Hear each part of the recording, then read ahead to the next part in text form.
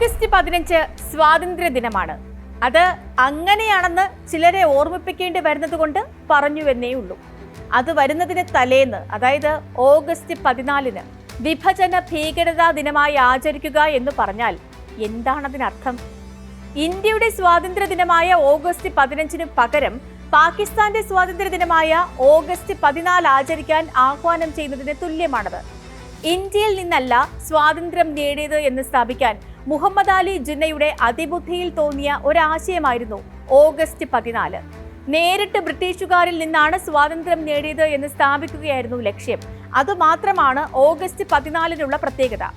പാകിസ്ഥാന്റെ ആ ഓഗസ്റ്റ് 14 ആഘോഷിക്കാനോ ആചരിക്കാനോ ഇന്ത്യയിൽ ആഹ്വാനം നടത്തിയാൽ ഉണ്ടാകാൻ പോകുന്ന നടപടികൾ എന്തൊക്കെയാകുമെന്ന് നമുക്ക് ഊഹിക്കാം.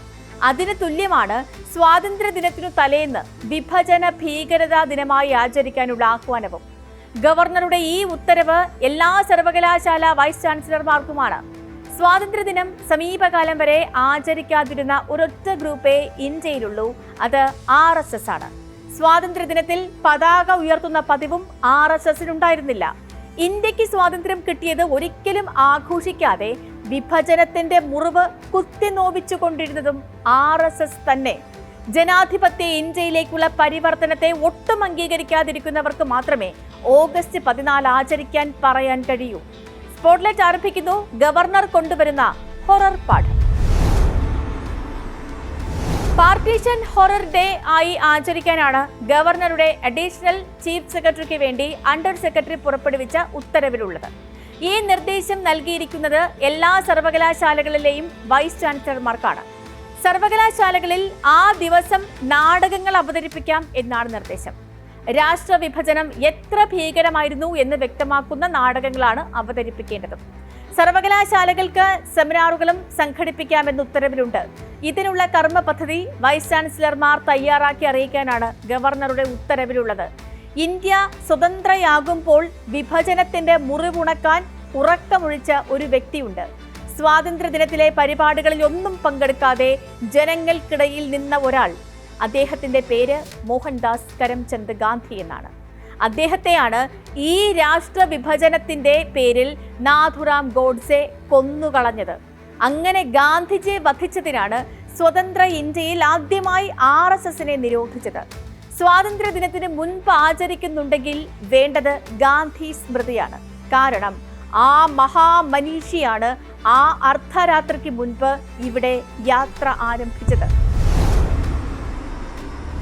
ഓഗസ്റ്റ് 14 ഇന്ത്യയുടെ ചരിത്രത്തിൽ നടന്ന ഏറ്റവും വലിയ സംഭവം ഡോക്ടർ രാജേന്ദ്ര പ്രസാദിന്റെ പ്രസംഗമാണ്. കോൺസ്റ്റിറ്റ്യുവൻസ് അസംബ്ലിയുടെ അധ്യക്ഷൻ എന്ന നിലയിൽ നടത്തിയ പ്രസംഗം. മഹാത്മാഗാന്ധിയെ ഫാദർ ഓഫ് ദി നേഷൻ അഥവാ രാഷ്ട്രപിതാവ് എന്ന് ഡോക്ടർ രാജേന്ദ്ര പ്രസാദ് വിളിച്ചതോടെ ആരംഭിച്ച ഒരു കയ്യടിയുണ്ട്. ഡൽഹിയിലെ ജനത മുഴുവൻ ഏറ്റെടുത്തതുപോലെ മുഴങ്ങിയ ആ കയ്യടിയാണ് ഓഗസ്റ്റ് 14 ഇന്ത്യ. ആ സമയത്ത് ഗാന്ധിജി ഡൽഹിയിലുണ്ടായിരുന്നില്ല, കൊൽക്കത്തയിലായിരുന്നു. അപ്പോഴേക്കും 24 മണിക്കൂർ നീണ്ടുനിന്ന നിരാഹാരം ആരംഭിച്ചിരുന്നു. എന്തുകൊണ്ടെന്നാൽ രാഷ്ട്രവിഭജനത്തിന്റെ ചോരക്കറ ഒഴുകാൻ തുടങ്ങിയത് ഇപ്പോൾ ഗവർണറുടെ ഓഫീസിൽ നിന്നുള്ള ഉത്തരവിൽ പറയുന്നത് പോലെ 1947 ഓഗസ്റ്റ് 14 അല്ല, അതിനും ഒരു വർഷം മുൻപ് ആരംഭിച്ചതാണ് കലാപം. പരസ്പരം ജനതയെ വെട്ടിക്കൊല്ലുകയും തീയിടുകയും ചെയ്യുന്നത് തുടർന്നു പോരുകയായിരുന്നു. ആ നീണ്ട കലാപത്തിന്റെ അനന്തരഫലമായാണ് 2 രാഷ്ട്രങ്ങൾ പിറന്നത്. അത് ആരും വെട്ടിമുറിച്ചതായിരുന്നില്ല, കൂടാൻ മടിച്ചു നിന്ന 2 കഷ്ണങ്ങളായിരുന്നു. ഒരിക്കലും മുറികൂടാത്ത 2 ഭൂപാളികളായിരുന്നു. 1857 മുതലൊക്കെ രാജ്യത്ത് വിതച്ച വർഗീയതയുടെ വിഷവിത്തിന്റെ ഉൽപ്പന്നമാണ് 90 വർഷം കഴിഞ്ഞ് 2ആയി പിറന്നത്. ഗാന്ധിജിയുടെ ജനനത്തിനും 12 വർഷം മുൻപ് ഹിന്ദുവും ഇസ്ലാമുമായി വിഭജിക്കപ്പെട്ട ഒരു രാഷ്ട്ര മനസാക്ഷിയുണ്ട്. അതിനാണ് ഗാന്ധിജിയെ ഉത്തരവാദിയാക്കിയതും നിഷ്കരുണം വെടിവെച്ചു കൊന്നതും. ഗാന്ധിജിയെ കൊന്ന ആ ക്രൂരതയല്ലാതെ മറ്റെന്താണ് ഓഗസ്റ്റ് 14 നമ്മൾ ഓർക്കേണ്ടത്? 1946 ഓഗസ്റ്റ് മാസം 16 കൊൽക്കത്തയിലാണ് രാഷ്ട്രവിഭജനത്തിന്റെ ഭീകരത ശരിക്കും ആരംഭിച്ചത്. ബംഗാളിന്റെ ഗ്രാമാന്തരങ്ങളിലേക്കും ബീഹാറിലേക്കും പഞ്ചാബിലേക്കും ഒക്കെയും അത് പടരുകയായിരുന്നു. മുഹമ്മദ് അലി ജിന്ന നയിച്ച മുസ്ലിം ലീഗ് പാകിസ്ഥാന് വേണ്ടി കലാപം ആരംഭിച്ചത് ആ ദിവസമാണ്. അതല്ലാതെ ഈ ഉത്തരവിൽ പറയുന്നത് പോലെ 1947 ഓഗസ്റ്റ് മാസം 14-നല്ല. ആ കലാപം തുടങ്ങിയ കാലം മുതൽ തന്നെ ഗാന്ധിജി ബംഗാളിൽ അങ്ങോളം ഇങ്ങോളം സഞ്ചരിക്കുകയായിരുന്നു. അത് ജിന്ന മാത്രം നടത്തിയ ഒരു സമരവുമായിരുന്നില്ല. ബംഗാളിൽ മുസ്ലിങ്ങൾ തീയിട്ടപ്പോൾ ബീഹാറിൽ ഹിന്ദുക്കളാണ് ആയുധമേന്തിയത്. ബംഗാളിൽ കൊല്ലപ്പെട്ട ഹിന്ദുക്കളുടെയും വീടുകൾ, ബീഹാറിൽ കൊല്ലപ്പെട്ട മുസ്ലിങ്ങളുടെയും വീടുകൾ ഗാന്ധിജി മാറി മാറി സന്ദർശിച്ചു. 7 ആഴ്ചക്കിടയിൽ 116 മൈൽ ഗാന്ധിജി കാൽനടയായി പോയി എന്നാണ് രാമചന്ദ്ര ഗുഹയുടെ ഇന്ത്യ ആഫ്റ്റർ ഗാന്ധി എന്ന പുസ്തകം പറയുന്നത്.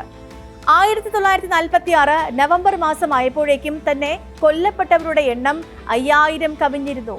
സ്വാതന്ത്ര്യദിനത്തിന്റെ മഹത്വം കുറച്ചു കാണിക്കാനായി ഓഗസ്റ്റ് 14 വിഭജന ദിനം ആചരിക്കുന്നവർ അറിയേണ്ടതാണ് ഈ ചരിത്രം. വിഭജനത്തിലെ നരഹത്യ മുഴുവൻ ആ ഒറ്റ രാത്രിയിൽ സംഭവിച്ചതാണെന്ന് ചുരുക്കി വിശ്വസിപ്പിക്കാനുള്ള കുതന്ത്രം പിന്നീടുള്ള പല വർഷങ്ങളിലും ഈ രാജ്യം കണ്ടതാണ്. അത് ഔദ്യോഗിക വേഷമണിഞ്ഞെത്തുന്നത് ഇപ്പോഴാണെന്ന് മാത്രം. ഓണം വാമന ജയന്തിയായി ആഘോഷിക്കുക എന്ന ആഹ്വാനം ചെയ്തതിൽ ഒരു കുടില ബുദ്ധിയുണ്ട്. ബഹുഭൂരിപക്ഷവും ആരാധിക്കുന്ന മഹാബലിയെ വീണ്ടും ചവിട്ടിത്താഴ്ത്തുക എന്നാണ് അതിന്റെ ഉദ്ദേശം. വാലന്റൈൻസ് ദിനം ആചരിക്കരുത് എന്ന് ഘോരം പറയാറുണ്ട്. നവലോക സ്വാതന്ത്ര്യവും സംസ്കാരവും നമ്മുടെ കുട്ടികളൊന്നും അറിയരുത് എന്നാണ് അതിന്റെ ഗൂഢലക്ഷ്യം. ഗാന്ധിജിയുടെ രക്തസാക്ഷി ദിനം ആചരിക്കാതെ ഗോഡ്സെയുടെ രക്തസാക്ഷി ദിനം ആചരിക്കുന്നവർ ഈ രാജ്യത്ത് ഇപ്പോഴുമുണ്ട്. അതുപോലെയാണ് ഓഗസ്റ്റ് 14 വിഭജന ഭീകരതാ ദിനം ആചരിക്കാനുള്ള നീക്കവും. കേരളം പോലെ വിദ്യാഭ്യാസത്തിൽ ജനാധിപത്യം വന്ന സംസ്ഥാനത്ത് ആലോചിക്കാൻ കഴിയുന്നതല്ല ഇത്തരം പ്രതിലോമപരമായ നിർദ്ദേശങ്ങൾ. ജോസഫ് മുണ്ടശ്ശേരിയുടെ വിദ്യാഭ്യാസ ബില്ലിന്റെ കാലത്താണ് കേരളം സ്ഥാപിത താൽപര്യക്കാരുടെ നിഴലിൽ നിന്നും വെളിച്ചത്തിലേക്ക് പറഞ്ഞത്. പിന്നീട് അങ്ങോട്ട് ഇക്കാലം മുഴുവൻ പല വിധത്തിലും വിദ്യാഭ്യാസ രംഗത്തെ അമർത്താൻ നീക്കങ്ങളുണ്ടായി. അന്നൊക്കെയും അതിനെ അതിജീവിക്കാൻ കഴിഞ്ഞത് കൊണ്ടാണ് ഇന്നും ജനാധിപത്യത്തിന്റെ പാഠങ്ങൾ നമ്മുടെ പുസ്തകങ്ങളിലുള്ളത്. കേരളത്തിനും തമിഴ്നാടിനും ഒക്കെ മാത്രമേ ആ സ്വാതന്ത്ര്യം ഇപ്പോൾ അവകാശപ്പെടാനും സാധിക്കൂ. വിജ്ഞാനത്തെയും വിവേകത്തെയും പരിഹസിക്കുന്ന നീക്കങ്ങൾ ഉണ്ടാകുന്നത് എവിടെ നിന്നാണെങ്കിലും അത് ആശാസ്യമല്ല. സ്പോട്ട്ലൈറ്റിനെ മറ്റൊരു വിഷയമായി വീണ്ടും നാളെ ഇതേ സമയം.